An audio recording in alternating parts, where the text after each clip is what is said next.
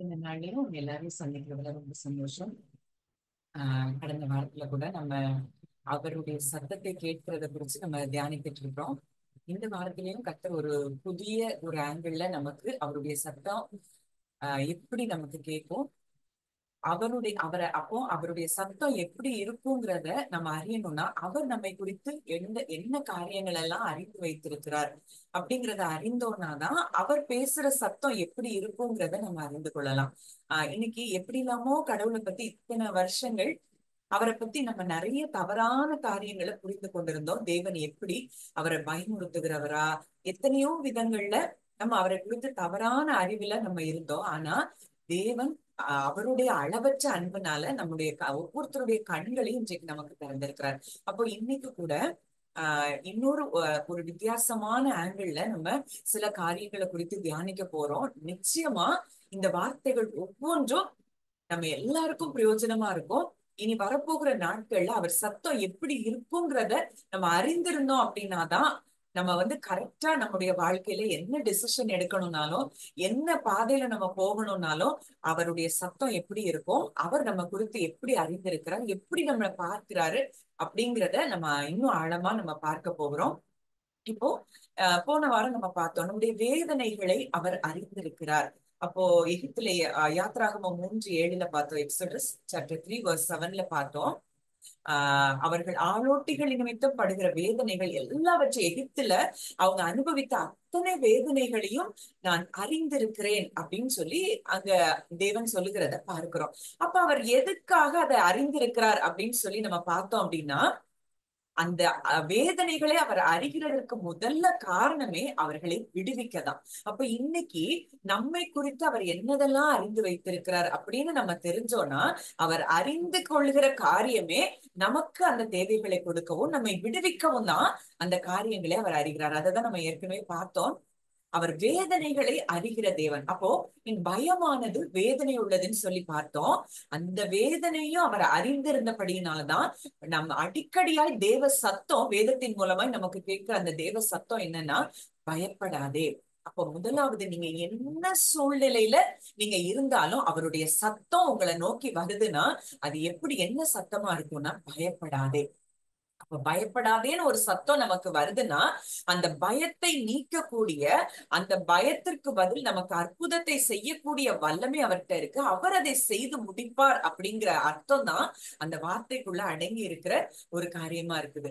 அப்ப இன்னைக்கு கூட அவர் எப்படியெல்லாம் நம்ம அறிந்திருக்கிறார் அப்படின்னு சொல்லி பார்க்க போறோம். ஆதியாகமம் 18ஆம் அதிகாரம் 19ஆம் வசனம். Genesis chapter 18 verse 19.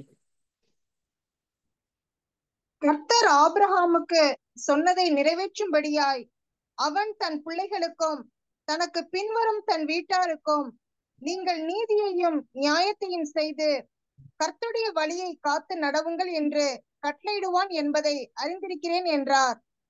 கர்த்தர் ஆபிரகாமுக்கு சொன்னதை நிறைவேற்றும்படியாய். அப்போ அதாவது தேவன் எப்படி ஆபிரகாம அறிந்திருந்தாரா, அவன் தன் பிள்ளைகளுக்கும் தனக்கு பின்வரும் தன் வீட்டாருக்கும் நீங்கள் நீதியையும் நியாயத்தையும் செய்து கர்த்தருடைய வழியை காத்து நடவுங்கள் என்று கட்டளையிடுவான் என்பதை அறிந்திருக்கிறேன் என்றான். இது ஆபிரகாம் செய்வான். ஆபிரகாமுக்கு அங்க பிள்ளையே இல்லாத நேரத்துல அங்க தேவன் அவரை குறித்து அறிந்து வைத்திருந்த காரியம். இன்னைக்கு நம்மளை குறித்து தேவன் எப்படி அறிந்து வைத்திருக்கிறார் அப்படிங்கிறத நம்ம இந்த வார்த்தையின் மூலம் அறிந்து கொள்ளலாம். அப்ப ஆபிரகாமை குறிச்சு அவர் அறிந்து வைத்திருக்கிறாரு. இவன் தன்னோட பிள்ளைக்கு, தன்னுடைய பின்வருகிற சந்ததிக்கு தேவனுடைய வழியை காத்து நடவுங்கள் இவன் நிச்சயம் சொல்லுவான்.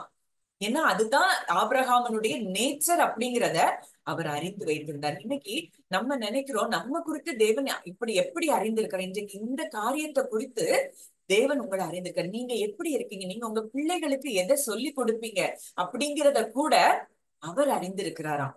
அதனாலதான் ஆபிரகாமை கர்த்தர் தெரிந்து கொள்ளுகிறத பார்க்கிறோம். எவ்வளவு தூரம் இன்டிமேட்டா அவன் பிள்ளையே இல்லாதப்ப கூட ஆபிரகாமுடைய நேச்சர் இதுதான், அவன் இத செய்வான்னு சொல்லி அறிந்து அந்த ஆபிரகாம் அவர் சூஸ் பண்றதை பார்க்கிறோம். அப்ப இன்றைக்கு நம்மையும் அப்படித்தான் அவர் அழைத்திருக்கிறார். நம்மளை அழைத்திருக்கிறார் அப்படின்னா நம்மை குறித்ததான நினைவுகளை நம்ம எப்படி இருப்போம், என்ன சிந்திப்போம், எதை நம்ம பிள்ளைகளுக்கோ மற்றவர்களுக்கோ நம்ம சொல்லுவோங்கிறத அவர் அறிந்து வைத்ததுனாலதான் நம்ம இன்றைக்கு என்ன செய்திருக்கிறார், தெரிந்தெடுத்திருக்கிறார். அப்போ இவ்வளவு தூரம் இன்டிமேட்டா ஒரு நம்ம தகப்பன், நம்ம தேவன் நம்மை அறிந்து வைத்திருப்பார். ஆனால் நம்ம எதை பற்றியும் நம்ம கவலைப்பட வேண்டியதில்லை. அடுத்ததா ஒரு வசனம், சங்கீதம் 31:7, Psalms 31:7.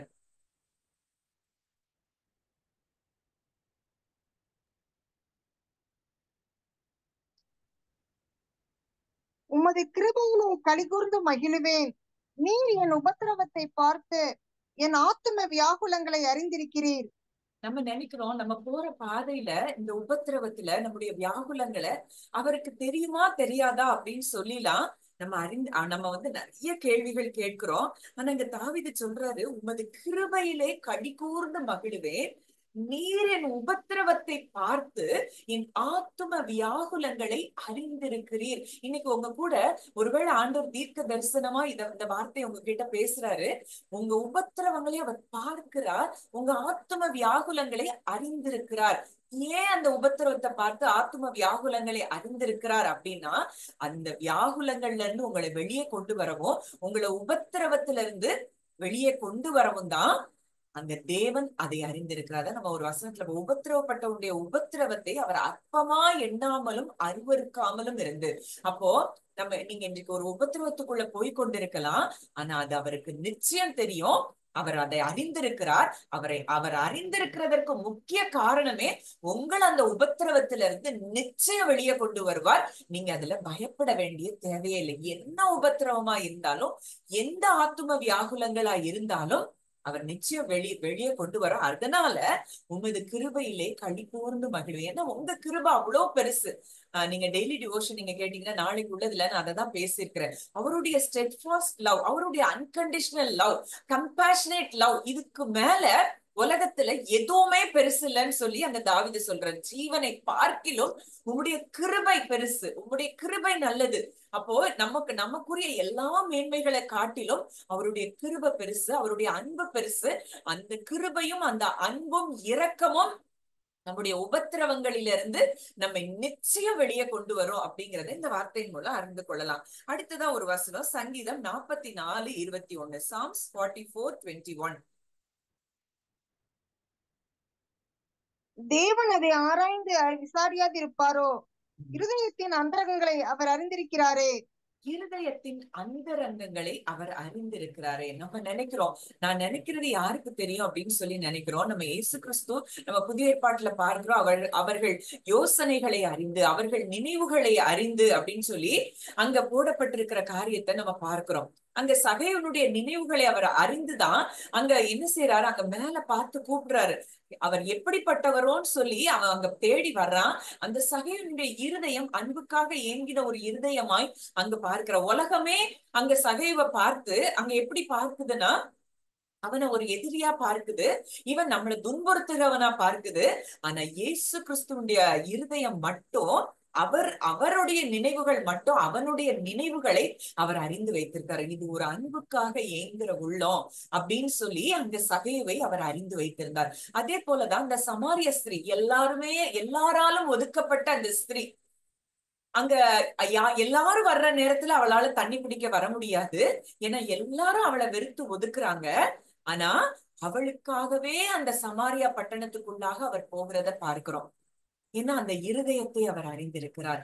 இன்னைக்கு நீங்க கூட நினைக்கலாம், என்ன யாராவது நேசிப்பாங்களா, நான் எவ்வளவு தூரம் நான் பாவம் செய்திருக்கிறேனே, இவ்வளவு தூரம் நான் அவரை விட்டு பின்வாங்கி போயிருக்கிறேனே அப்படின்னு சொல்லி நீங்க நினைக்கலாம். ஆனா உங்க இருதயத்தை அவர் அறிந்திருக்கிறார். நீங்க அன்புக்காக ஏங்குகிறதை அவர் அறிந்திருக்கிறார். அவர் சொல்றா, சமாரிய ஸ்திரீ எனக்கு கணவன் இல்லைங்கிறா. அப்ப சொல்றாரு, நீ சொல்றது சரிதான், உனக்கு 5 புருஷர்கள் இருந்தார்கள், ஆனா இப்போ இருக்கிறவன் உன்னுடைய கணவன் அல்ல அப்படின்னு சொல்றாரு.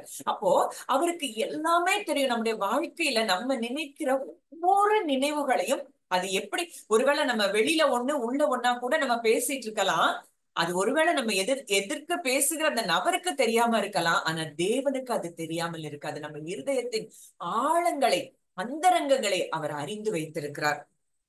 அடுத்ததா சங்கீதம் 94:11. இதுலதான் கொஞ்சம் காரியங்களை நம்ம தியானிக்க போறோம். சங்கீதம் 94:11. Psalms chapter 94 verse 11. கர்த்தாவே, துன்மார்க்கனுக்கு குழி வெட்டப்படும் வரைக்கும் நீர் தீங்கு இல்ல சங்கீதம் 94:11. மனுஷனுடைய யோசனைகள் வீணென்று கர்த்தர் அறிந்திருக்கிறார். மனுஷருடைய யோசனைகள் வீண் என்று கர்த்தர் அறிந்திருக்கிறார். இன்னைக்கு நம்ம எத்தனையோ காரியங்களை யோசிக்கலாம், ஆனா அது எல்லாமே என்னதான்? வீண். இப்ப நம்ம உதாரணத்துக்கு சொல்லணும்னா, இந்த காரியம் இப்படி நடந்துருமோ, அப்படி நடந்துருமோ, அப்படியெல்லாம் சொல்லி நம்ம திங்க் பண்ணலாம். ஆனா தேவன் அதை என்ன சொல்றாருன்னா, அது எல்லாமே வீணான சிந்தனைகள் அப்படின்னு சொல்லி அங்க தேவன் அறிந்திருக்கிறாராம். அப்ப இன்றைக்கு நம்ம எதை சிந்தித்து கொண்டிருக்கிறோம்? அவருடைய வார்த்தையை சிந்திக்கிறோமா, இல்ல நமக்கு வர்ற சிந்தனைகளையே நம்ம சிந்தித்து கொண்டிருக்கிறோமா? இதுக்கு உதாரணமா 2-3 காரியங்களை நம்ம பார்க்க போறோம். அங்க ஆதியாகமம் 11:1 முதல் 9 ஒரு காரியம் சொல்லப்பட்டிருக்கு. அதை நான் சொல்றேன். அங்கே மனிதர்கள் வந்து பூமி எங்கு ஒரே பாஷை, ஒரே விதமான பேச்சு இருக்குது. அவங்க என்ன செய்யறாங்க, அங்க சமபூமியை கண்டு சினையார் தேசத்துல அங்க குடியிருக்கிறாங்க. அப்போ அவங்க சொல்றாங்க, செங்கல் அறுத்து அதை நன்றாய் சுடுவோம் சொல்லி கல்லுக்கு பதிலாய் செங்கலும் சாந்துக்கு பதிலாய் நிலக்கீலும் இருந்தது. அவங்க பூமி எங்கும் நம்ம சிதறி போகாதபடிக்கு ஒரு பெரிய கோபுரத்தை நமக்கு பேர் உண்டாக பண்ணுவோம் வாருங்கள் என்று சொல்லி கொண்டார்கள். அப்ப ஹியூமன் தாட்ஸ், அவங்களுடைய இன்டென்ஷன், இங்க காட்ஸ் வில், அவருடைய சித்தத்திற்கு நேராக இல்லைன்னா அந்த யோசனைகள் எல்லாமே என்ன ஆயிரும்? வீணாய் போயிரும். அப்ப அவங்க மனுபுத்திரர் கட்டுகிற நகரத்தையும் கோபுரத்தையும் பார்க்கிறதுக்கு கர்த்தர் இறங்கினார். இதோ ஜனங்கள் ஒரே கூட்டமாய் இருக்கிறார்கள், அவர்கள் அனைவருக்கும் ஒரே பாஷையும் இருக்கிறது. அவர்கள் இதை செய்ய தொடங்கினார்கள். இப்பொழுதும் தாங்கள் செய்ய நினைத்தது ஒன்றும் தடைபட மாட்டாது என்று இருக்கிறார்கள். அவங்க நினைக்கிறாங்க, நாங்க செய்யறது எதுவும் தடைபடாது, நாங்க பெரிய கோபுரத்தை கட்டுவோம், பெரிய எங்களுக்கு இதனால பேரும் புகழும் உண்டாகும் சொல்லி தங்களை குறித்து மேன்மையாய் நினைத்து அவங்க செய்ய நினைச்சது தடைப்படாதுன்னு நினைக்கிறாங்க. ஆனா வசனம் சொல்லுது யோபு 42:2, அவர் செய்ய நினைத்தது, அவர் சகலத்தையும் செய்ய வல்லவர், அவர் செய்ய நினைத்ததுதான் தடைப்படாத வழிய மனுஷன் எந்த செயலை அவனுடைய சுய சித்தத்தின்படி செய்தாலும் அது நிச்சயமாய் அது தடைப்படும் என்பதை இந்த வார்த்தையின் மூலம் நம்ம அறிந்து கொள்ளலாம். அப்போ அடுத்ததா ஒரு காரியம், ஆதியாகமம் 18:12 முதல் 15. Genesis chapter 18 verse 12 to 15.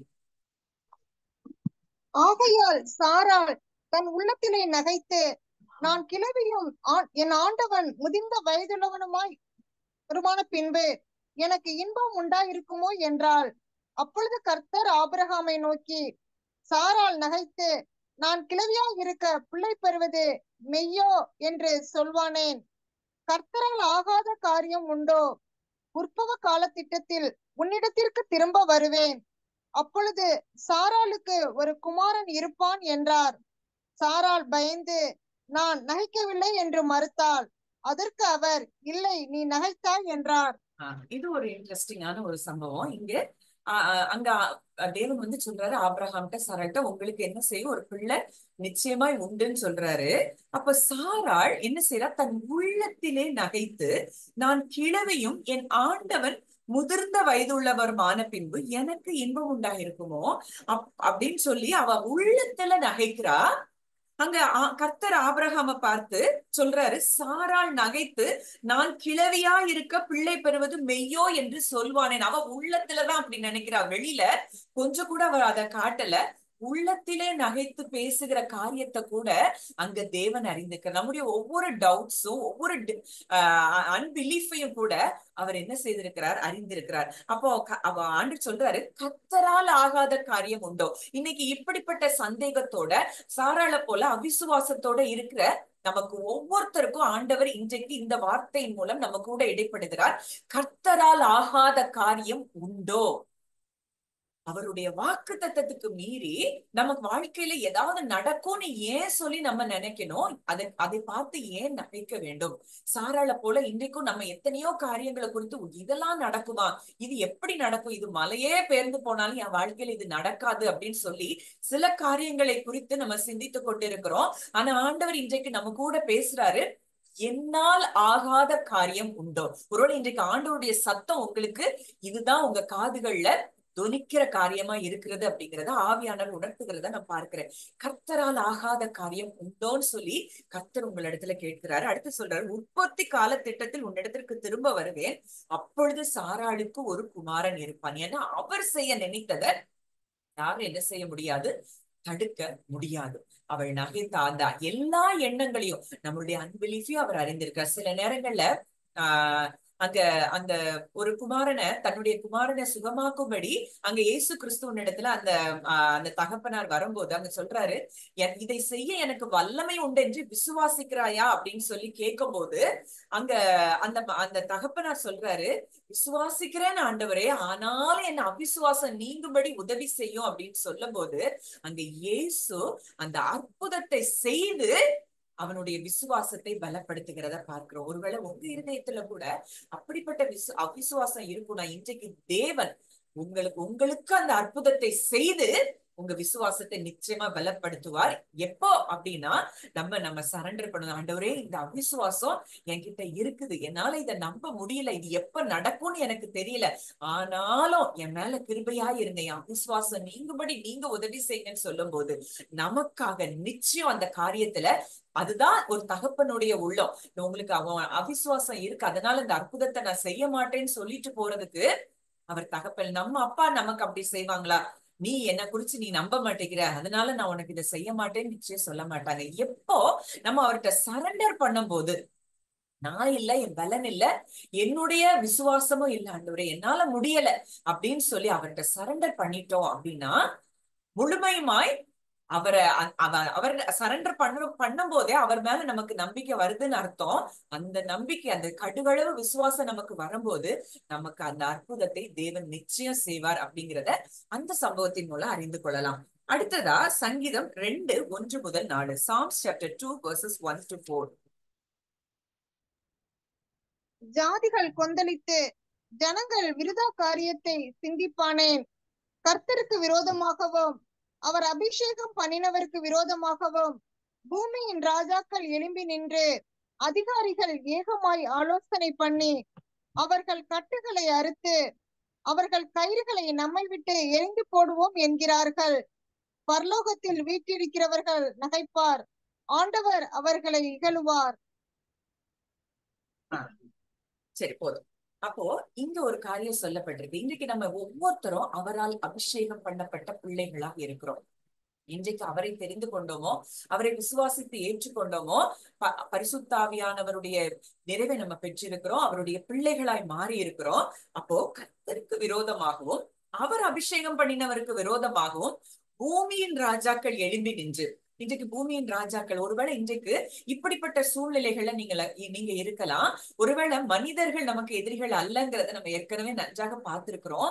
அப்போ மனிதர்களுக்கு பின்பாக இப்படிப்பட்ட சத்ருவானவன் செயல்பட்டு நமக்கு விரோதமா என்ன காரியங்களை அவங்க ஆலோசனை பண்ணினாலும், அவங்க ஆலோசனை பண்ணி சொல்றாங்களா, அவர்கள் கட்டுகளை அறுத்து அவர்கள் கயிறுகளை நம்ம விட்டு எரிந்து போடுவோம் என்கிறார்கள்.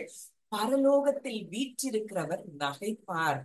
என் பிள்ளைக்கு விரோதமா நீ என்ன செய்ய முடியும் அப்படின்னு சொல்லி அந்த ஆண்டவர் என்ன செய்யறாரா, நகைக்கிறார். ஆண்டவர் அவர்களை இகழுவார் அப்படின்னு சொல்லி பார்க்கிறோம். இப்போ இந்த காரியத்தை குறிச்சு நம்ம ஒரு இன்னொரு சம்பவத்தோட நம்ம கனெக்ட் பண்ணணும் அப்படின்னா, ஒரு சவுல் அங்க எல்லாரையும் துன்புறுத்தி, கிறிஸ்துவை ஏற்றுக்கொண்ட ஒவ்வொருத்தரையும் துன்புறுத்தி அவர்களை கொலை செய்ய அவன் என்ன செய்யறான், சம்மதம் கொடுக்கறான். அப்போ எல்லா இடங்களையும் அவனை பார்த்து என்ன செய்யறாங்க, பயப்படுறாங்க. அப்போ அங்க நிச்சயம் ஆண்டவர் அவனை பார்த்து என்ன செய்திருக்கிறார், நீ இப்படியா செய்யற, உன்னையே நானே என்னுடைய வேலையை செய்யும்படி உன்னை என்ன செய்ய போறேன், நான் தெரிந்தெடுத்திருக்கிறேன் அப்படின்னு சொல்லி அங்க தமஸ்குவுக்கு போகிற வழியில அவனை சந்திக்கும் போது சொல்றாரு, சவுலே சவுலே, நீ ஏன் என்னை துன்பப்படுத்துகிறாய்? அங்க அவன் கிறிஸ்துவ துன்பப்படுத்தல, அவருடைய பிள்ளைகளை, தன்னால் அபிஷேகம் பண்ணப்பட்ட பிள்ளைகளை துன்புறுத்தும் போது அங்க தேவனே இறங்கி வர்றாரு. அப்ப இன்றைக்கு நம்ம அப்படிப்பட்ட ஒரு தகப்பனை கொண்டிருக்கிறோம்னா நம்ம எந்த காரியத்தை குறித்து பயப்படணும் தேவையே இல்லை. ஏன்னா நமக்கு அப்படி ஒரு அப்பா இருக்கிறாரு. எனக்கு விரோதமா எந்த சிந்தனைகளும் அது வாய்க்காதுன்னு சொல்லி நீங்க நம்பும் போது நிச்சயமாய் அந்த காரியங்கள் என்ன செய்யாது, நடக்காது. எத்தனை சூழ்நிலைகளை நம்ம பயந்து பயந்து போறோம். மனிதர்களை குறித்து பயம், மனிதர்களுடைய வார்த்தைகளை குறித்து பயம். அப்போ ஆண்டவர் சொல்றாரு, அவர் நகைக்கிறாரா, அவர் அவர்களை இகழுவாராம். அப்போ இன்னைக்கு நம்ம மனிதர்களை நம்ம நேசிக்கணும். அவர்களுக்கு பின்பாக ஒருவேளை சத்துரு செயல்பட்டு அப்படிப்பட்ட எதிரான யோசனைகள் அவர்கள் மூலமாய் நம்ம வாழ்க்கையில நடந்து கொண்டு இருக்குமானால், இன்றைக்கு தேவன் அந்த சிந்தனைகளை அவர் என்ன செய்யறாரா, அபத்தமாக்கி போடுகிறார். ஏன்னா அப்படி ஒரு தகப்பனாய்த்தான் அவர் இருக்கிறார். ஒருவேளை அது புது உடன்படிக்கையில தான், புதிய ஏற்பாட்டுல தான் நம்ம பார்க்கிறோம் அவர் அன்புள்ள தகப்பன் தான். ஆனாலும் தன்னுடைய பிள்ளைகளுக்கு விரோதமாய் ஒரு காரியம் வரும்போது அவர் அதை பார்த்துட்டு சும்மா இருக்க முடியாது. ஏன்னா அவர் அப்படிப்பட்ட ஒரு அன்புள்ள ஒரு தகப்பன். எவ்வளவு தூரம் ஒரு ஸ்வீட் ரெவெஞ்ச் எடுத்திருக்கிறாரு சவுல் கிட்ட. நீ என் பிள்ளைகளை நீ துன்பப்படுத்துறானா, நாளைக்கு நீ என் வார்த்தைகளையே நீ போய் அந்த ஜனங்களுக்கு, மற்ற ஜனங்களுக்கு, புறஜாதிகளுக்கு நீ சுவிசேஷமாய் அறிவிப்ப அப்படின்னு சொல்லி அங்க அவ்வளவு தூரம் அங்க சவுலை எடுக்கிறத பார்க்கிறோம். இன்றைக்கும் அப்படித்தான் தேவன் நமக்கு விரோதமாய் இருக்கிற எல்லா மனித ஆலோசனைகளானாலும் சரி, சத்துருவினுடைய ஆலோசனைகளானாலும் சரி, அவர் அதை அபத்தமாக்கி போடுகிறார். இதுதான் அவருடைய வார்த்தை அப்படிங்கிறத இன்றைக்கு ஒருவேளை உங்களுக்கு விரோதமா இருக்கிற அப்படிப்பட்ட மக்களுக்கு அவர் சொல்லுகிற காரியம், நீ ஏன் என்ன துன்பப்படுத்துறன்னு சொல்லிதான் அந்த நபர்கள் கிட்ட நிச்சயம் தேவன் பேசுகிறார் அப்படிங்கிறத நம்ம அறிந்து கொள்ளணும். அடுத்ததா எஸ்தர் 9ஆம் அதிகாரம் 25ஆம் வசனம். Esther chapter 9 verse 25.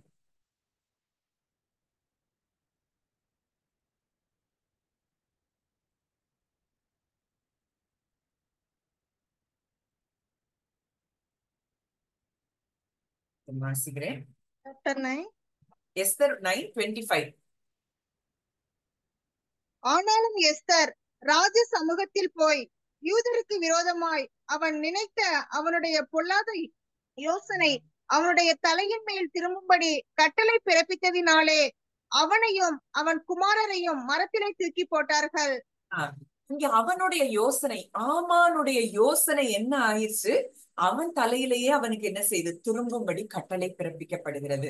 அப்ப ஆமானுடைய யோசனை என்ன, அந்த யூத குலத்தையே, மொர்தெகாய் தன்னை பணிந்து கொள்ளாதனால இந்த யூத குலத்தையே அழிக்கணும்னு அவன் திட்டம் போடுறான். ஆனா யூத குலத்தை அழிக்க யாராலும் முடியாது. இன்றைக்கு நம்ம எல்லாரும் யூத ராஜ சிங்கத்துடைய பிள்ளைகளாய் நம்ம இருக்கிறோம்னா நம்மை அழிக்க ஒருவராலும் முடியாது அப்படிங்கிறது தான் இன்றைக்கு தேவனுடைய சத்தமா இருக்கிறது.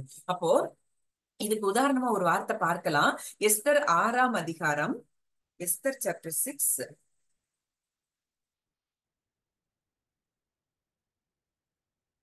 verse 13.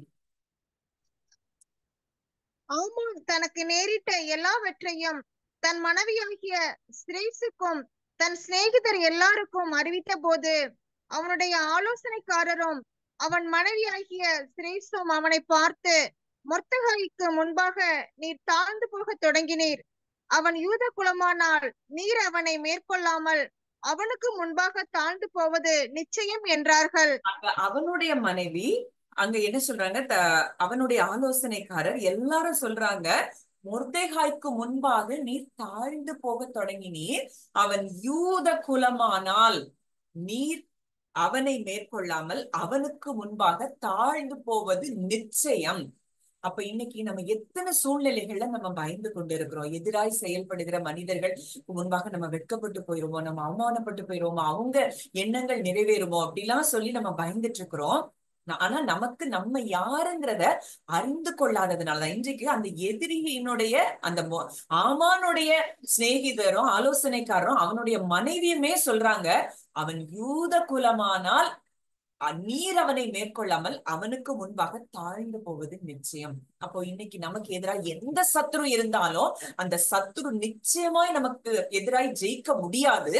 ஏன்னா நம்ம யாரு, யூத ராஜ சிங்கத்தினுடைய பிள்ளைகளாய் நம்ம இருக்கிறோம், அவருடைய சந்ததியா இருக்கிறோம் அப்படிங்கிறத அறிந்து கொண்டோம்னா இன்றைக்கு தேவன் இந்த வார்த்தை மூலம் உங்க கூட இடைப்படுகிறார்.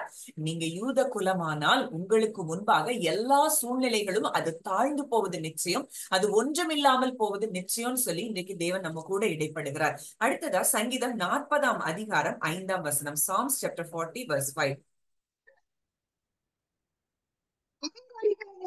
பொய்யை சார்ந்திருக்கும் என் தேவனாகிய கர்த்தாவே, நீர் உங்கள் நிமித்தம் செய்த உம்முடைய அதிசயங்களும் உம்முடைய யோசனைகளும் அநேகமாய் இருக்கிறது. ஒருவரும் அவைகளை உமக்கு விவரித்து சொல்ல முடியாது. நான் அவைகளை சொல்லி அறிவிக்க வேண்டுமானால் அவைகள் எண்ணிக்கைக்கு மேலானவைகள்.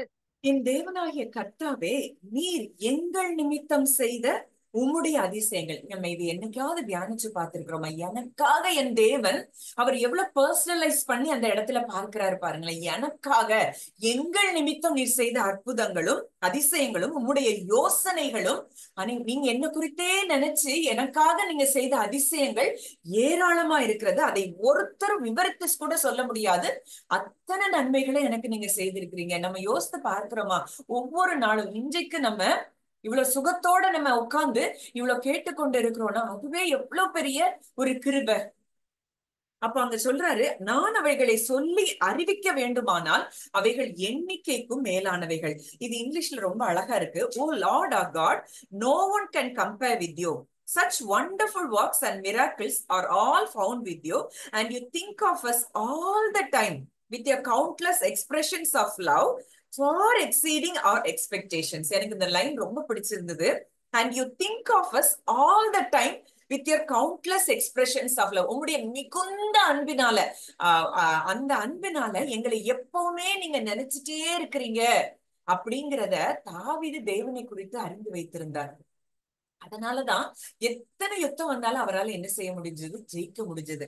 ஃபார் எக்ஸீடிங், எங்களுடைய நாங்க ஆராய்ந்து பார்க்க முடியாத அளவுக்கு எங்களை எப்பவுமே நீங்க என்ன செய்யறீங்க? உங்களுடைய அளவற்ற அந்த கவுண்ட்லெஸ் எக்ஸ்பிரஷன்ஸ் ஆஃப் லவ், அப்படி அந்த அன்புல எங்களை நீங்க நினைச்சிட்டே இருக்கிறீங்கன்னு சொல்லி தாவீது அங்க சொல்றத பார்க்கிறோம். அப்ப இன்றைக்கு நம்ம எப்படி அவர் அறிந்திருக்கிறோம்? ஒரு சின்ன ஒரு ஒரு ஒரு ஏதோ ஒரு பிரச்சனை வந்த உடனே அவர் செய்த பழைய அற்புதங்கள் எல்லாத்தையும் நம்ம மறந்து போறோம். தாவீது சொல்றாரு, உங்களுடைய பூர்வ காலத்து அதிசயங்கள் எல்லாம் நான் தியானிக்கிறேன், அவைகளையே யோசிக்கிறேன் அப்படின்னு யாரு சொல்றா? தாவீது சொல்றா. அப்ப இன்றைக்கு நம்ம எதை யோசித்துக் கொண்டு இருக்கிறோம், சிந்தித்துக் கொண்டு இருக்கிறோம்? அவர் நம்ம எப்படி அறிந்திருக்கிறார்? நம்முடைய யோசனைகள் எல்லாம் வீண் என்று கர்த்தர் அறிந்திருக்கிறார். இதயத்தின் அந்தரங்கங்களை அறிந்திருக்கிறார். உபத்திரவங்களை, ஆத்தும வியாகுலங்களை அறிந்திருக்கிறார். வேதனைகளை அறிந்திருக்கிறார். இப்படி ஒரு தேவன், இப்படி ஒரு தகப்பன் நமக்கு இருக்கும்போது அவர் சத்தம் என்னவா இருக்கும் அப்படிங்கறதான் நம்ம இன்னும் ஒருவேளை இன்னும் ஒரு வாரம் கூட போகலாம், எனக்கு தெரியல. அப்போ இத குறிச்சு நான் இன்னும் மெடிடேட் பண்ணும்போது எனக்கு ஒரு வசனம் ரொம்ப ஆச்சரியமா இருந்தது. ஆக்சுவலா அது நான் அது தேவன் சொன்னதா நான் அந்த வசனத்தை நான் இவ்வளவு நாள் நினைச்சிட்டு இருந்தேன். சங்கீதம் நீதிமொழிகள் 1:33, Proverbs chapter 1 verse 33. எனக்கு செவி கொடுக்கிறவன் எவனோ அவன் விக்கினமின்றி வாசம் பண்ணி ஆபத்திற்கு பயப்படாமல் அமைதியா இருப்பான். இந்த வசனம் சொல்லுது, எனக்கு செவி கொடுக்கிறவன் எவனோ அவன் விக்கினமின்றி வாசம் பண்ணி ஆபத்திற்கு பயப்படாமல் அமைதியா இருப்பான். அப்போ நான் நினைச்சேன் இது தேவன் சொல்லுகிற வார்த்தைன்னு. ஆனா இல்ல, அதுக்கப்புறம் நான் அதை ரொம்ப மெடிடேட் பண்ணி பார்க்கும் போதுதான் அது ஞானம் சொல்லுகிற வார்த்தை, விஸ்டம் சொல்லுகிற வார்த்தை. அப்போ அந்த விஸ்டம் என்ன சொல்லுது? அந்த விஸ்டம், நீ ஞானத்துக்கு, என்னுடைய ஞானத்துக்கு நீ செவி கொடுக்கும் போது அவன் விக்கினமின்றி வாசம் பண்ணி ஆபத்திற்கு பயப்படாமல் அமைதியா இருப்பான் அப்படின்னு சொல்லுது. அப்ப விஸ்டம் தான் என்ன அப்படின்னு நம்ம பார்க்கும்போது, ஏற்கனவே நம்ம பார்த்தோம், கர்த்தருக்கு பயப்படுதலே ஞானத்தின் ஆரம்பம். அப்போ அவருக்கு பயப்படுறதுன்னா என்ன அப்படின்னு நம்ம பார்க்கும்போது, டீப் ரெவரன்ஸ். அவர் எவ்வளவு பெரியவர், அவர் எவ்வளவு மகத்துவம் உள்ளவர், அவர் எவ்வளவு வல்லமை உள்ளவர் அப்படிங்கிறத நம்ம ஒரு அமேசிங் ஐஸ்ல நம்ம பாக்குறதா, அவ்வளோ ஒரு வண்டர்ஃபுல் காட் அப்படின்னு சொல்லி நம்ம அவரை பெருசா பார்க்கிறது தான் கர்த்தருக்கு பயப்படுதல் அப்படின்னு சொல்லி நம்ம பார்த்தோம். அப்போ கர்த்தருக்கு பயப்படுறதுன்னா, ஐயோ அப்படி செஞ்சிருவாரோ இப்படி செஞ்சிருவாரோன்னு பயப்படுறது இல்ல, அவரை பெரிதாய் பார்க்கிறது தான் அவருக்கு பயப்படுகிற பயம். அப்படிப்பட்ட ஒரு அதுதான் ஞானத்தின் ஆரம்பம். அந்த ஞானத்தை பெற்றவர்கள் எப்படி இருப்பாங்களா? அவன் விக்கினமின்றி வாசம் பண்ணி ஆபத்திற்கு பயப்படாமல் அமைதியா இருப்பான். அப்போ ஒரு தேவனை பெரிதாய் பார்க்கும்போது, அவருடைய வல்லமையை பெரிதாய் பார்க்கும்போது, அவருடைய பாதுகாப்பின் தன்மையை, அவர் நம்ம எவ்வளவு தூரம் நம்மளை ப்ரொடெக்ட் பண்ணுகிற ஒரு தேவன் அப்படின்னு பார்க்கும்போது, அவருடைய வாக்கு தத்தங்கள் ஒன்றையும் அறிந்து விசுவாசிக்கும் போது, அப்படிப்பட்ட மனிதன் ஆபத்திற்கு பயப்படாமல் அமைதியா இருப்பானா? இன்னைக்கு நமக்கு எத்தனை பயம் வருது. அப்ப அத்தனை பயம் வருதுன்னா நம்ம என்ன செய்யல? இன்னும் அந்த ஞானத்தை பெறல. கர்த்தருக்கு பயப்படுகிற பயம் நமக்கு இன்னும் வரல. அப்ப கர்த்தருக்கு பயப்படுகிற பயம்னா என்ன? தேவனை பெரிதாய் பார்க்கிற ஒரு காரியம். அது நம்ம ஏற்கனவே லாஸ்ட் வீக் பார்த்தேன்னு நினைக்கிறேன். பார்த்தோம்னு நினைக்கிறேன். அதை இன்னொரு நேரம் சொல்றேன். அதாவது deep respect and honour for someone or something. அவருடைய acknowledging his supreme authority and power. அவருடைய சர்வ வல்லமை உள்ளவர் அப்படிங்கிறத, அவருக்கு எல்லாத்தின் மேலேயும் அத்தாரிட்டி இருக்கு, பவர் இருக்கு அப்படிங்கிறத அறிந்து கொள்ளுகிறதும், அதாவது ஒரு ஃபீலிங், அதாவது எப்படின்னா இவ்வளவு பெரிய தேவன் என் கூட இருக்கிறாரு, ஒண்டர், அதாவது அமேசிங் ஃபீலிங் ஆஃப் ஒண்டர் அப்படின்னு சொல்லி நான் எழுதியிருக்கிறேன். அப்போ அவருடைய மிகப்பெரிய வல்லமைத்துவத்தையும் அறிந்து கொள்ளுகிறதும், அவருடைய சுப்ரீம் பவர் அத்தாரிட்டியும் அறிந்து கொள்ளுகிறதும் தான் ஞானத்தின் ஆரம்பம்.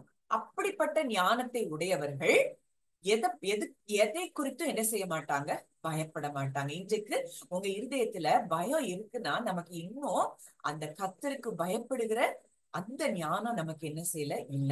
கர்த்தருக்கு பயப்பட்டோம், அவரை பெரிதா பார்த்து, அவருடைய வல்லமையை பெரிதா பார்த்து, அவரை ஒரு அற்புதமாய் நம்ம பார்த்தோம் அப்படின்னா, நமக்கு எதை குறித்து நம்ம வாழ்க்கையில பயம் வராது. அப்படிப்பட்டவர்கள் ஆபத்திற்கு பயப்படாமல் அமைதியா இருப்பார்கள். அது இங்கிலீஷ்ல அந்த வேர்ஸ் 2 டிரான்ஸ்லேஷன்ல நான் எழுதியிருப்பேன், வாசிக்கிறேன். NIV-ல, but whoever listens to me will live in safety and be at ease without fear of harm. TPT-ல எப்படி இருக்கு? But the one who always listens to me will live undisturbed in a heavenly peace.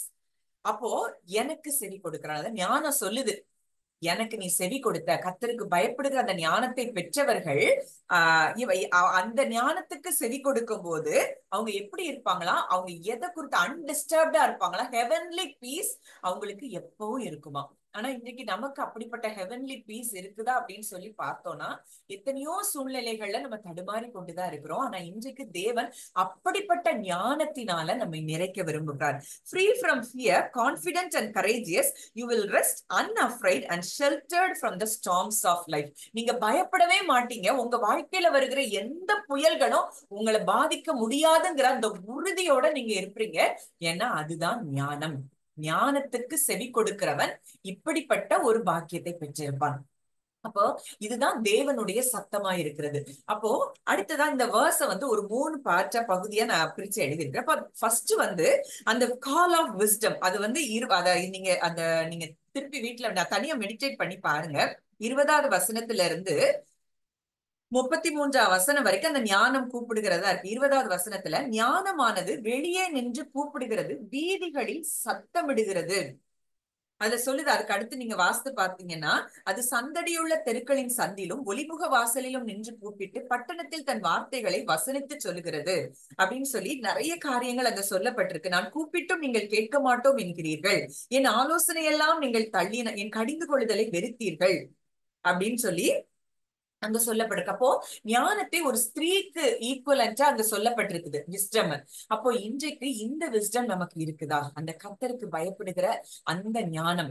அப்போ அவரை பெரிதாய் பார்த்து, அவருடைய வல்லமையை பெரிதாய் பார்த்து, அவரை அந்த ஒரு ஃபீலிங், அவர் ஐயோ இவ்வளோ பெரிய ஒரு தேவன் என் கூட இருக்கிறாரே அப்படின்னு சொல்லி அவரை பார்க்கும் போது நமக்கு ஞானம் ஆரம்பிக்கிறது. ஞானம் நமக்கு தொடங்க ஆரம்பிக்கிற அந்த ஞானத்தின் சத்தத்தை நமக்கு கேட்கும் போது தொடர்ந்து அந்த ஞானத்தின் வார்த்தைகளை கேட்க கேட்க கேட்க, ஏன்னா வார்த்தை அவரே இன்றைக்கு நமக்கு ஞானமா இருக்கிறா, அவர் வார்த்தை தான் இன்றைக்கு ஞானமா இருக்கிறது, அவருடைய ஒவ்வொரு வாக்குத்தத்தங்களும் இன்றைக்கு ஞானமா இருக்கிறது.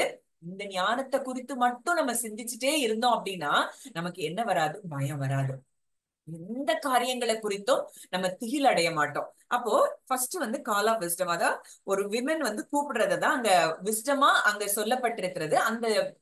அந்த விஸ்டம் கூப்பிடுகிற காரியங்கள் தான் இந்த 20வது வசனத்துல இருந்து 33ஆம் வசனம் வரைக்கும். அப்போ whoever listens to me, அப்போ யாரெல்லாம் இந்த விஸ்டமுடைய சத்தத்துக்கு செவி கொடுக்கறாங்க, அந்த இன்ஸ்ட்ரக்ஷனுக்கு, கைடன்ஸ்க்கு, அந்த நாலேஜுக்கு செவி கொடுக்கறாங்களோ அவங்களுக்கு என்ன இருக்கும்னா, they live a life of security, peace and confidence. 3 இருக்கும். செக்யூர்டா ஃபீல் பண்ணுவாங்க, சமாதானம் இருக்கும், ஒரு உறுதித்தன்மை இருக்கும்.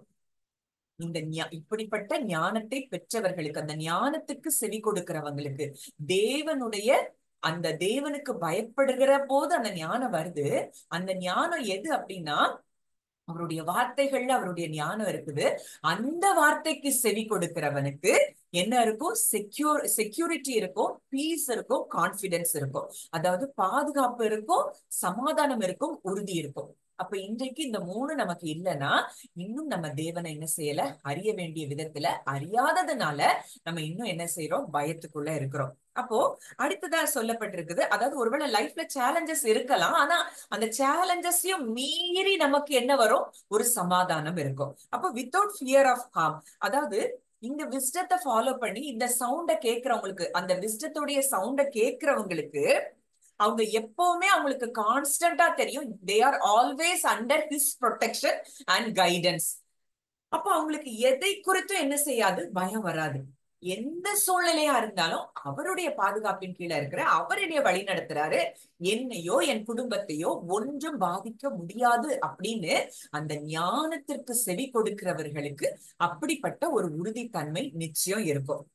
இப்போ இத நம்ம இன்னும் தியானிக்கும் போது நம்ம பார்க்கிற ஒரு காரியம், இத ஞானத்தை குறிச்சுதான் நீதிமொழிகள்ல நிறைய காரியங்கள் பார்க்கிறோம்.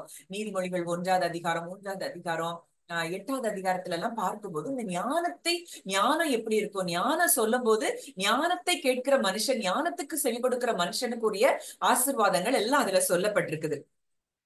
அப்போ நீதிமொழிகள் 8:22-23 வாசிக்கலாமா? தமது கிரியைகளுக்கு முன் கூறுமுதல் என்னை தமது வழியின் ஆதியாக கொண்டிருந்தார். பூமி உண்டாகும் முன்னம் ஆதி முதற்கொண்டும் அனாதியாய் நான் அபிஷேகம் பண்ணப்பட்டேன். அதாவது இந்த ஞானம் சொல்லுது, என்ன சொல்லுது, கர்த்தர் தமது கிரியைகளுக்கு முன் பூர்வ முதல் என்னை தமது வழியின் ஆதியாக கொண்டிருந்தார். பூமி உண்டாகும் முன்னும் ஆதி முதற்கொண்டும் அனாதியாய் நான் அபிஷேகம் பண்ணப்பட்டேன். இந்த ஞானம் சொல்லுது, என்ன சொல்லுது, பூமி உண்டாறதுக்கு முன்னாடியே நான் இருக்கிறேன், நான் அபிஷேகம் பண்ணப்பட்டிருக்கிறேன். கர்த்தர் தன்னுடைய கிரியைகளுக்கு முன்னாடியே பூர்வ முதல் என்னை தமது வழியின் ஆதியாக கொண்டிருந்தார். அப்ப இது யாரு, இந்த ஞானம் யாரு அப்படின்னு சொல்லி பார்க்கும்போது 1 கொரிந்தியர் 1:24 வாசிக்கலாமா? 1 Corinthians chapter 1:24. ஆகிலும் யூதரானாலும் கிரேக்கரானாலும் எவர்கள் அழைக்கப்பட்டு இருக்கிறார்களோ அவர்களுக்கு கிறிஸ்து தேவ பலனும் தேவ ஞானமுமாய் இருக்கிறார். இன்றைக்கு கிறிஸ்து தான் அந்த தேவ ஞானமா இருக்கிறார். அப்போ அவர்தான் விஸ்டம். அவரை நம்ம பெரிதா பார்த்து அவருடைய வல்லமைகள், தேவனுடைய வல்லமைகளை நம்ம பெரிதா பார்க்கும்போது இன்றைக்கு அவரே நமக்கு ஞானமா இருக்கிறாரா. இன்னொரு வசனத்துல கூட நம்ம பார்த்தோம், அவரே நமக்கு ஞானமும் மீட்புமா இருக்கிறான்னு சொல்லி நம்ம பார்க்கிறோம். அப்போ விஸ்டம்னாலே அது யாரை குறிக்குது, அந்த கிரைஸ்ட குறிக்கிறத நம்ம பார்க்கிறோம். அப்போ இன்றைக்கு அந்த அந்த கிறிஸ்து இன்றைக்கு எங்க இருக்கிறாருன்னா நமக்குள்ளே இருக்கிறார். அப்போ அந்த கிறிஸ்துவனுடைய சிந்தனைகள் என்னவா இருக்குமோ அதை நம்ம சிந்திக்கும் பொழுது நமக்கு என்ன இருக்கும்னா அந்த பீஸ் இருக்கும். உலகம் கொடுக்கவும் முடியாத, உலகம் எடுக்கவும் முடியாத கிறிஸ்துவினுடைய சிந்தைகளை நாம் சிந்திக்கும் போது அப்படிப்பட்ட ஒரு சமாதானம், அப்படி ஒரு ப்ரொடெக்ஷன். அதனாலதான் கான்பிடென்டா சொல்றாரு, ஜீசஸ் சொல்றாரு சிலுவைக்கு. அந்த போன வாரம் கூட பார்த்தோம், அங்க பேதுரு வந்து அந்த வேலைக்காரனுடைய காதலை வெட்டும் போது, நான் இப்போ கேட்டா கூட என் பிதா எனக்கு 12க்கும் அதிகமான லேகியோனை அனுப்ப மாட்டாரா. அப்ப எவ்வளவு தூரம் அவர் தேவனை அறிந்து வைத்திருந்தார், அந்த விஸ்டம் அவருக்கு இருந்தது. அவரே விஸ்டமா இருக்கிறாரு. அந்த சிந்தனைகளை கொண்டு, அந்த ஞானத்தை கொண்டு நம்ம அவருடைய ஞானத்தின் மூலம் நம்முடைய சிந்தனைகளால நிரப்பி நம்ம அதை சிந்திக்கும் பொழுது நமக்கு பாதுகாப்பு உண்டு. நமக்கு அதாவது எந்த சூழ்நிலைகளையும், எந்த நமக்கு எதிராய் வந்த எந்த புயல்களா இருந்தாலும் நம்ம நிச்சயம் அதை மேற்கொண்டு நம்ம ஜெயிக்க முடியும். இன்னைக்கு ஏன் நமக்கு பயம் வருதுன்னா அவருடைய வார்த்தைகள் மேல நமக்கு நம்பிக்கை இல்ல. வசனம் சொல்லுது, அவர் அதாவது அவருடைய வாக்கு தத்தங்கள் எல்லாம் கிறிஸ்துவுக்குள் ஆம் என்றும் ஆமேன் என்றும் இருக்கிறது. அப்ப இன்றைக்கு அந்த கிறிஸ்துவே நமக்கு ஞானமா இருக்கிறாருன்னா அந்த வாக்கு தத்தங்கள் மாத்திரம்தான் என் வாழ்க்கையில நடக்கும், அதை தவிர என் வாழ்க்கையில ஒண்ணும் நடக்காதுன்னு நம்ம சிந்திக்கிற போதுதான் நம்ம ஆபத்திற்கு பயப்படாமல் எப்படி இருப்போமா. அந்த நீதிமொழிகள் 1:33 நம்ம பார்த்தோம்னா, விக்கினமின்றி வாசம் பண்ணி ஆபத்திற்கு பயப்படாமல் அமைதியா இருப்பான். அந்த ஒரு பீஸ்ஃபுல் ஸ்டேட்டுக்குள்ள நம்ம வர முடியும். இன்னும் ஒரு வசனம் கூட வாசிக்கலாம், கொலோசியர் 2:2-3. Colossians chapter 2 verse 2 and 3. அவர்களுடைய இருதயங்கள் தேற்றப்பட்டு அவர்கள் அன்பினால் இணைக்கப்பட்டு பிதாவாகிய தேவனுக்கும் கிறிஸ்துவுக்கும் உரிய ரகசியத்தை அறிந்து கொள்கிற உணர்வின் பூரண நிச்சயத்தினுடைய எல்லா ஐஸ்வர்யத்திற்கும் உரியவர்களாக வேண்டுமென்றே இப்படி விரும்புகிறேன். அவருக்குள் ஞானம், அறிவு என்பவைகளாகிய பொக்கிஷங்கள் எல்லாம் அடங்கியிருக்கிறது. எவ்வளவு திருப்பி இந்த வார்த்தை நமக்கு கன்ஃபார்ம் பண்ற ஒரு வார்த்தையை பாருங்க. அவர்களுடைய இருதயங்கள் தேற்றப்பட்டு அவர்கள் அன்பினால் இணைக்கப்பட்டு பிதாவாகிய தேவனுக்கும் கிறிஸ்துவுக்கும் உரிய ரகசியத்தை அறிந்து கொள்ளுகிற உணர்வின் பூரண நிச்சயத்தினுடைய எல்லா ஐஸ்வர்யத்திற்கும் உரியவர்களாக வேண்டும் என்றே இப்படி விரும்புகிறார். அதாவது பிதாவுக்குரிய கிறிஸ்துவுக்குரிய ரகசியங்களை நம்ம என்ன செய்யணுமா? அறிந்து கொண்டு அந்த ஐஸ்வர்யத்தை உரியவர்களாய் நம்ம மாறணுமா? அப்ப அவருக்குரிய ரகசியம் என்ன? அவருக்குரிய ஐஸ்வர்யம் அவருடைய வார்த்தைய நம்ம எவ்வளவு தூரம் மெடிடேட் பண்றோம், அவருடைய வார்த்தையை நம்ம எவ்வளவு தூரம் விசுவாசிக்கிறோம், இதுலதான் நம்முடைய அற்புதம் அடங்கி இருக்கிறது. அடுத்ததா சொல்லப்பட்டிருக்கிற வார்த்தை அவருக்குள் ஞானம், அறிவு என்பவைகளாகிய பொக்கிஷங்கள் எல்லாம் அடங்கி இருக்கிறது. அப்ப இன்றைக்கு கிறிஸ்துவுக்குள்ளதான் அந்த ஞானம் இருக்கு, அறிவு இருக்கு. இன்றைக்கு அந்த கிறிஸ்துவே நமக்குள்ள இருக்கிறாரு. அப்ப கிறிஸ்து நமக்குள்ள இருக்கிறான்னா கிறிஸ்து சிந்தித்ததை போல நம்ம சிந்திக்கிறோமா? இல்ல உலகத்துல மனுஷங்க சிந்திக்கிறது போல நம்ம சிந்திக்கிறோமா? உலகத்துல யாருக்கு என்ன வேணாலும் வரலாம், என்ன வேணாலும் நடக்கலாம், குறைவுகள்ல இருக்கலாம், வியாதியில இருக்கலாம். நமக்கு அது வராது. என் தேவன் எனக்கு ஞானமா இருக்கிறான், நான் என் தேவனை பெரிதாய் பார்ப்பேன், என் தேவனுடைய ப்ரொடெக்ஷன் எனக்கு பெரிதா இருக்குது அப்படின்னு சொல்லி அவருடைய எண்ணங்களினால நம்ம சிந்தனைகளை நிறைத்து அந்த சிந்தனைகளை நம்ம சிந்திப்போம் அப்படின்னா நிச்சயமா நம்ம ஆபத்திற்கு பயப்படாமல் அமைதியா இருப்போம். அவருடைய சமாதானம் என்றென்றைக்கும் நம்ம வாழ்க்கையில நிலைச்சிருக்கும். இந்த Proverbs 8:20-23 நான் இங்கிலீஷ்ல வாசிக்கிறேன். The Lord brought me forth as the first of his works before his deeds of old. I was formed long ages ago at the very beginning when the world came to be. இது அந்த நீதிமொழி பத சொல்லும் போது எனக்கு இன்னொரு வசனம் ஞாபகம் வருது. நீதிமொழிகள் 8:30 நினைக்கிறேன். ஒரு நிமிஷம்.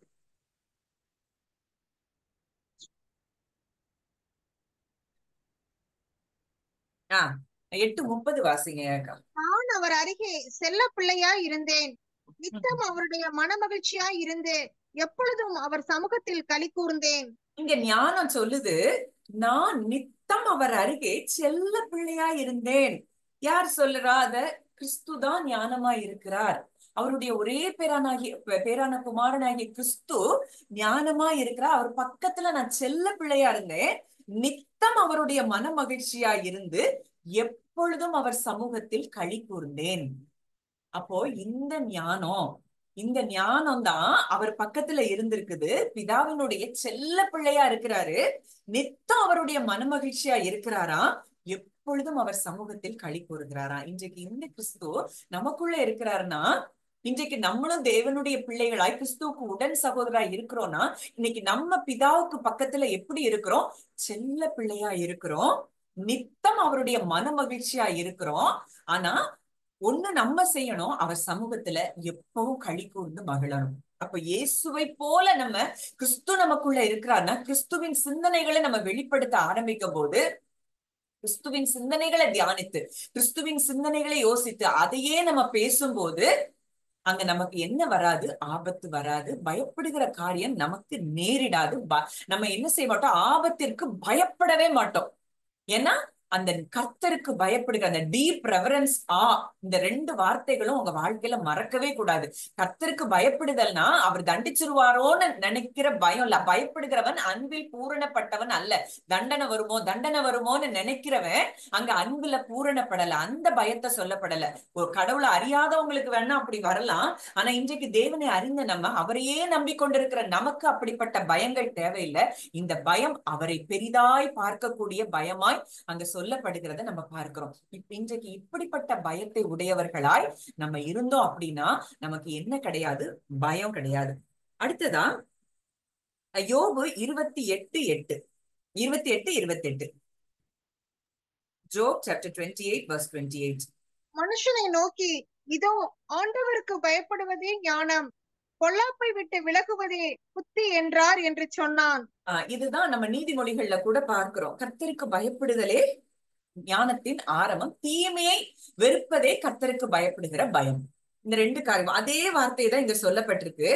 ஆண்டவருக்கு பயப்படுவதே ஞானம். அப்ப பயப்படுறதுன்னா என்ன? திருப்பி மறுபடி ஆவியானவர் வலியுறுத்துகிற காரியம் அவரை பெரிதாய் பார்க்கிறது, அவருடைய வல்லமையை பெரிதாய் பார்க்கிறது. அவர் எவ்வளவு சர்வ வல்லமை உள்ளவர், அவர் வியாதிகளை சுகமாக்குகிறவர், அவர் யெகோவா ஷாலோம், யெகோவா ஷம்மா, நம்ம கூட இருக்கிறவர், எல் ஷடாய் அப்படின்னு சொல்லி அவருடைய சுப்ரீம் பவர், அத்தாரிட்டி, நேச்சர், அவர் எதெல்லாம் முடித்திருக்கிறார், அவர் எல்லாத்தையும் இன்றைக்கு அவருடைய பாதத்திற்கு கீழ்ப்படுத்தி இருக்கிறார் அப்படின்னு அவரை பெரிதாய் பார்க்கிறது தான் அவருக்கு பயப்படுகிற பயம்.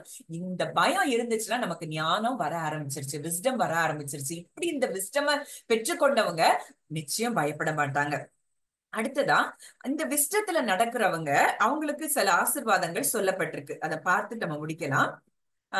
நீதிமொழிகள் 3:13 முதல் 24. Proverbs chapter 3 verse 13 to 24.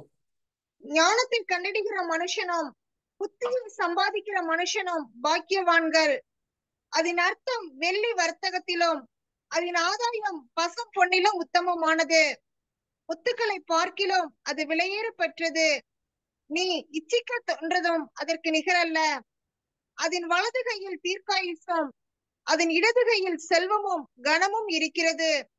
அதன் வழிகள் இனிதான வழிகள், அதன் பாதைகள் எல்லாம் சமாதானம்.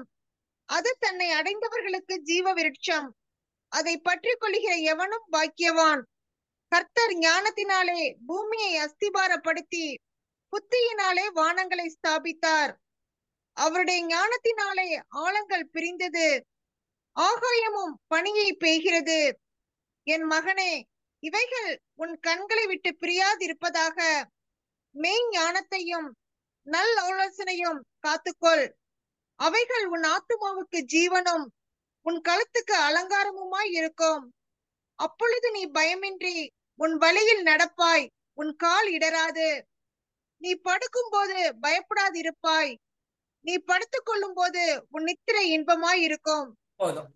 இப்போ இந்த வார்த்தை சொல்லுகிற காரியத்தை நம்ம பார்த்தோம்னா, ஞானத்தை கண்டடைகிற மனுஷன், ஞானத்தை கண்டு ஞானத்தின் வார்த்தைக்கு செவி கொடுக்கிற மனுஷனுக்கு, அந்த புத்தியை சம்பாதிக்கிற மனுஷன், அதாவது சம்பாதிக்கிறது கண்டடைகிறதுனா என்ன, அவரை பெரிதாய், அவருடைய வல்லமையை பெரிதாய் பார்த்து அவரையே திங்க் பண்ணிட்டு அவருடைய செயல்கள் எப்படி இருக்கிறது, அவர் எப்படிப்பட்டவர் அப்படின்னு சொல்லி அவரை அறிகிற அறிவுல நம்ம பெருக பெருக பெருக அங்க என்னெல்லாம் நடக்குதான், அதன் வர்த்தகம் வெள்ளி வர்த்தகத்திலும் அதன் ஆதாயம் பசும்பொன்னிலும் உத்தமமானது. அதுல அடுத்ததா 16வது வசனத்துல, அப்படிப்பட்ட ஞானத்தை பெற்ற மனுஷனுக்கு என்ன கொடுக்கப்படுதான், வலது கையில் தீர்க்காயுசு. கர்த்தருக்கு பயப்படுகிற அந்த ஞானத்தை பெற்ற மனுஷனுக்கு அங்க தீர்க்காயுசும் இடது கையில் செல்வமும் கனமும் இருக்கிறது. இந்த 2 ஆசீர்வாதங்களும் ஞானத்தை பெற்ற மனுஷனுக்கு, ஞானத்துக்கு செவி கொடுக்கிற மனுஷனுக்கு நிச்சயம் வந்து சேரும். தீர்க்காயுசு இருக்குது, செல்வமும் கனமும். அப்ப இன்றைக்கு நமக்கு கனம் வேணும், நமக்கு செல்வம் வேணும், நமக்கு தீர்க்காயுசு வேணும்னா ஒண்ணே ஒண்ணு, அவரை பெரிதாய் பார்த்தா போதும். இது எல்லாம் நமக்கு தன்னால வந்து சேரும். அடுத்தது, அது தன்னை அடைந்தவர்களுக்கு ஜீவ விருட்சம். அடுத்தபடியா நம்ம பார்க்கிறோம், என் மகனை, இவைகள் உன் கண்களை விட்டு பிரியாதிருப்பதாக மெய் ஞானத்தையும் நல்ல ஆலோசனையையும் காத்துக்கொள். இதை காத்துக்கொள், உன் இருதயத்தை காத்துக்கொள், மெய் ஞானத்தை காத்துக்கொள். அதாவது அவருடைய வார்த்தைய, அவருடைய ஞானத்தின் வார்த்தைகளை நீ காத்துக்கொள்ளும் போது என்ன நடக்கும், நீ பயமின்றி உன் வழியில் நடப்பாய், உன் கால் இடராது.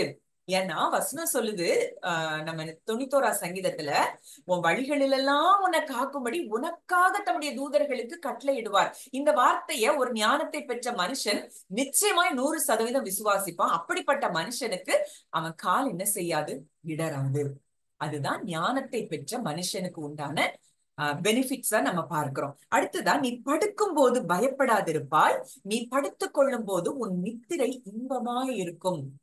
எப்படி அப்படி ஒரு ஒரு ஒரு பிளெஸிங் வருது அப்படின்னா, என் அப்பா என்னை இரவும் பகலும் ப்ரொடெக்ட் பண்றாரு, என் பக்கத்துல இருக்கிறாரு, என் குடும்பத்தை பாதுகாக்கிறாரு. இன்னைக்கு நிறைய பேருக்கு அடுத்த உடனே வர்ற சிந்தனைகள், நான் நிறைய நேரம் நியூஸ்ல கேட்கிற சம்பவங்களா இருக்கும், மீடியால பார்க்கிற நியூஸா இருக்கலாம், அந்த குடும்பத்துல இப்படி நடந்துச்சு, உலகத்துல இந்த இடத்துல இப்படி நடந்தது, இப்படி எல்லாம் சிந்தித்து கொண்டு இதை நம்ம பெரிதா ஞானம்னு நினைக்கிறோம். ஐயோ, உலகத்துல இப்படிலாம் நடக்குது, நம்மளும் ஞானமா இருக்கணும்ல, இப்படி எல்லாம் திங்க் பண்றோம். ஆனா தேவனுக்கு முன்னாடி அது பைத்தியமா இருக்கிறதுன்னு சொல்லி தேவன் நமக்கு சொல்லி இருக்கிற, உலகத்தின் ஞானம் தேவனுக்கு முன்பாக எப்படி இருக்கா, பைத்தியமா இருக்குதான்.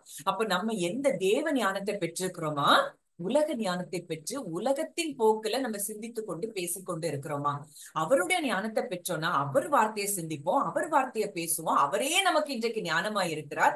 அந்த கிறிஸ்து இன்றைக்கு ஞானமா இருக்கிற கிறிஸ்து நமக்குள்ள இருக்கிறாருன்னா நம்ம அவருடைய வார்த்தைகளை பேச ஆரம்பிப்போம். அவருடைய சத்தத்துக்கு நம்ம செவி கொடுப்போம். அவர் சத்தத்துக்கு செவி கொடுக்கிறதுனா என்ன? அவர் வார்த்தைக்கு நம்ம செவி கொடுக்கிற ஒரு காரியங்களா இருக்குது. அடுத்ததா இன்னும் ஒரு வசனம், நீதிமொழிகள் 19:23. Proverbs chapter 19 verse 23. கர்த்தருக்கு பயப்படுதல் ஜீவனுக்கு ஏதுவானது, அதை அடைந்தவன் திருப்தி அடைந்து நிலைத்திருப்பான், தீமை அவனை அணுகாது. கர்த்தருக்கு பயப்படுதல் ஜீவனுக்கு ஏதுவானது. அப்போ நம்ம கர்த்தருக்கு பயப்படுதல் தான் அங்க நம்ம பார்க்கிறோம். ஞானத்தின் ஆரம்பம். அப்ப அந்த ஞானம் நமக்கு வரும்போது அது அங்க என்னதை கொண்டு வருதுன்னா ஜீவனை கொண்டு வருகிறது. அப்போ அந்த ஜீவனை கொண்டு வரும்போது அதை அடைந்தவன் திருப்தி அடைந்து நிலைத்திருப்பான், தீமை அவனை அணுகாது. அப்படி கர்த்தரை பெரிதா பார்க்கிறவனுக்கு என்ன வராது? தீமை வராது. இன்னைக்கு நம்ம எதை பெரிதாய் பார்த்து கொண்டு இருக்கிறோம்? ஐயோ இப்படி நடந்துருமா, அப்படி நடந்துருமா, என் பிள்ளை வாழ்க்கை இப்படி ஆயிருமோ, அப்படி ஆயிருமோ. வார்த்தை சொல்லுது ஒவ்வொன்றுக்கும் தேவன் ஞானம் நமக்கு வார்த்தையின் மூலமா வெளிப்பட்டு கொண்டேதான் இருக்குது.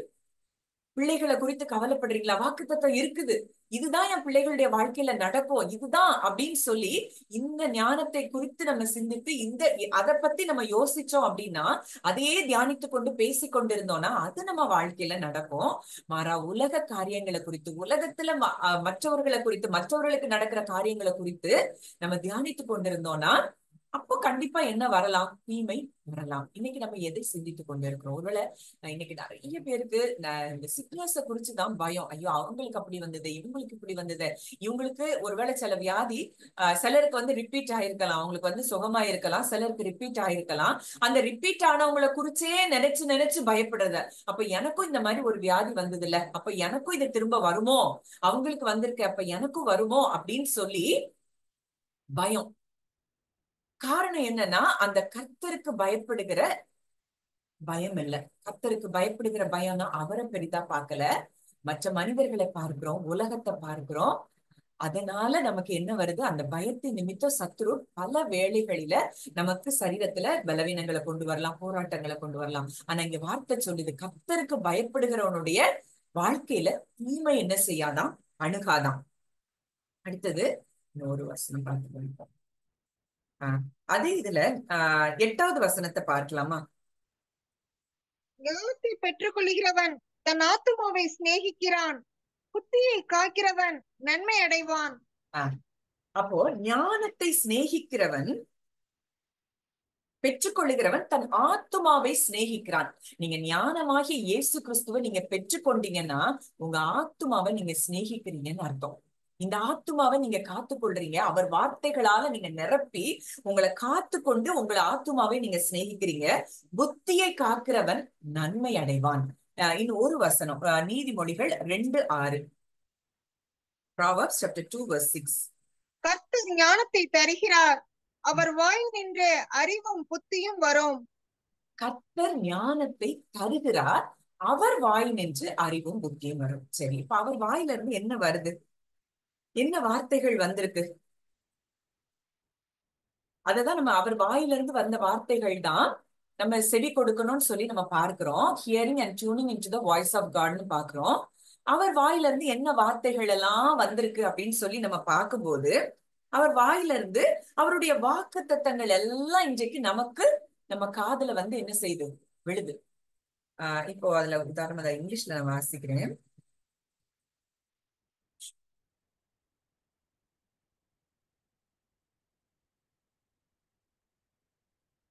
Become intimate with him in whatever you do. Sorry. Wisdom is a gift from a generous God, and every word he speaks is full of revelation and becomes a fountain of understanding within you. அப்படின்னு சொல்லி போடப்பட்டிருக்கு. அதாவது அவருடைய பிரசனத்துல அவருடைய வார்த்தை முழுவதுமா எப்படி இருக்குது? ஒரு வெளிப்பாடுகளா நமக்கு என்ன செய்தான்? வருதான். அந்த வெளிப்பாடுகள் நமக்கு என்னதான் வருது, and becomes a fountain of understanding. நமக்குள்ளுக்குள்ளேயே அது ஒரு நீரூற்றாய் நமக்கு என்ன செய்து வெளிப்படுது. அப்ப இன்றைக்கு அவர் வாயில இருந்து அறிவும் புத்தியும் வரும்னா, அவர் வேதத்துல சொல்லப்பட்ட அத்தனை வாக்குத்தத்தங்களுக்குள்ளாகவும் அவருடைய அறிவும் புத்தியும் வெளிப்படுகிறது அப்படிங்கிறத நீங்க அறிந்து கொள்ளலாம். அப்ப இன்னைக்கு நம்ம ஞானத்தை உடையவர்களா இருக்கிறோமா அப்படின்னு சொல்லி நம்மை நாமே பரிசோதித்து பார்த்தோம்னா, எந்தெந்த இடத்துல எல்லாம் நம்ம ஞானத்தை பெறாமல் இருக்கிறோம் அப்படின்னா, அவர் எந்தெந்த சூழ்நிலையில எந்தெந்த இடத்துல நமக்கு பயம் வருது, டவுட்ஸ் வருது, அன்பிலீஃப் வருது அப்படின்னா, அந்த இடத்துல எல்லாத்துலயும் நம்ம தேவனை பெரிதாய் பார்க்காமல், அவருடைய வாக்குத்தத்தத்தை பெரிதா பார்க்காம, உலகத்துல மத்தவங்களுக்கு நடந்ததை பார்க்கும்போது அந்த இடத்துல நம்ம லேக்கிங்ல இருக்கோம். நமக்கு தேவ ஞானம் நமக்கு குறைவுல இருக்கிறத நம்ம பார்க்கிறோம். அப்ப இன்றைக்கு தேவன் சொல்றார், ஏன் சத்தத்துக்கு செவி கொடு. ஞானம் சொல்லுது, ஏன் சத்தத்துக்கு செவி கொடு. எனக்கு செவி கொடுக்கிறவன் எவனோ அவன் விக்கினமின்றி வாசம் பண்ணி ஆபத்திற்கு பயப்படாமல் அமைதியா இருப்பான். அப்ப இன்னைக்கு எந்த அளவுக்கு நம்ம ஞானத்துக்கு செவி கொடுக்கிறோமோ அந்த அளவுக்கு நம்முடைய இருதயத்தை தேவ சமாதானம் நிச்சயமா நிரப்போம். இன்னும் ஒரு காரியத்தை குறிச்சு நம்ம அடுத்த வாரம் இன்னும் மெடிடேட் பண்ணலாம், அதோட முடிக்கலாம்னு நினைக்கிறேன். அவருடைய சத்தம் அடிக்கடியாய் நமக்கு எப்படி கேட்கும், என்ன சத்தத்தின் மூலம் அவர் நம்ம கூட பேசுவார்னு சொல்லி நெக்ஸ்ட் வீக் நம்ம மெடிடேட் பண்ணி இதை முடிப்போம். நிச்சயமா இந்த வார்த்தைகள் ஒவ்வொன்றும் உங்களுக்கு பலத்தை கொடுத்திருக்கும், பிரயோஜனமா இருந்திருக்கும் நான் ஆண்டவருக்குள்ள விசுவாசிக்கிறேன். நம்ம ஜெபிக்கலாம். நல்ல தகப்பனே, நன்றியோடு உம்மை துதிக்கிறோம், ஸ்தோத்தரிக்கிறோம். அப்பா தகப்பனே, இந்த நாளிலும் எங்களோடு கூட இடைப்பட்ட உம்முடைய வார்த்தையின்படி அப்பா நீரே எங்களுக்கு ஞானமா இருக்கிறீர் தகப்பனே. அப்பா தகப்பனே, இந்த நாளிலும் அந்த ஞானமாகிய உமக்கு நாங்கள் செவி கொடுக்கும் போது நாங்கள் ஆபத்திற்கு பயப்படாமல் விக்கினமின்றி ஆண்டவரை வாசம் பண்ணுவோம் என்று சொல்லி வேதத்துல பார்க்கிறோம். இந்த ஞானத்திற்கு செவி கொடுக்கிறவர்களுக்கு, இந்த ஞானத்தை கண்டடைகிறவர்களுக்கு தீர்க்காயுசும் செல்வமும் கனமும் உண்டு என்பதை நாங்கள் பார்க்கிறோம்ப்பா. அப்படிப்பட்ட மக்களுக்கு ஆண்டவரை படுத்துக் கொள்ளும் போது நித்திரை இன்பமா இருக்கும் என்று சொல்லி பார்க்கிறோம்ப்பா. பயமில்லாதிருப்போம்னு சொல்லி பார்க்கிறோம்ப்பா. இந்த ஞானத்தை நாங்கள் ஒவ்வொருவரும் கண்டடைய எங்களுக்கு கிருபை பாராட்டும்படி ஜெபிக்கிறோம் அப்பா. உலகத்திற்கு ஒத்த வேஷம் தரிக்காதபடி உம்முடைய நன்மையும் உம்முடைய பரிபூர்ணமான சித்தமும் இன்னதென்று பகுத்தறியத்தக்கதாக எங்கள் மனம் புதிதாகும்படி நாங்கள் ஜெபிக்கிறோம் அப்பா. இங்க வந்திருக்கிற ஒவ்வொருவரும், இதை கேட்க போகிற ஒவ்வொருவருடைய வாழ்க்கையிலும் அப்படிப்பட்ட ஞானம் பெருகட்டும். உங்க வாய் நின்று அறிவும் புத்தியும் வரும் என்று சொல்லி பார்க்கிறோம். உங்க வேதத்துல ஆண்டவரே, வேதத்துல நீங்க கொடுத்திருக்கிற ஒவ்வொரு வார்த்தைகள் மூலமாய் எங்களுக்கு அறிவும் புத்தியும் பெருக வேண்டும் என்று சொல்லி நாங்கள் ஜெபிக்கிறோம் தகப்பனே. இதை கேட்கிற ஒவ்வொருவருடைய வாழ்க்கையிலும் கேட்ட வார்த்தையின்படி கர்த்தர் ஆசீர்வதிப்பீராக. மனதார உடைய பிள்ளைகளை நான் ஆசீர்வதிக்கிறேன். இதை கேட்க போகிற ஒவ்வொருவரையும் ஆசீர்வதிக்கிறேன். இந்த ஞானத்தை நாங்கள் பெற்று ஆண்டவரே அப்பா, பூமிக்கு உப்பாய் உலகத்திற்கு வெளிச்சமாய் நாங்கள் பிரகாசிக்க கர்த்தர் உதவி செய்வீராக. துதி கன மகிமை யாவையும் இயேசு ஒருவருக்கே செலுத்துகிறோம். கர்த்தரும் மீட்பருமாக இயேசுவின் மூலம் கேட்கிறோம் ஜீவனுள்ள நல்ல பிதாவே, ஆமென். யாரும் ஷேர் பண்ணுமா? ஏதோ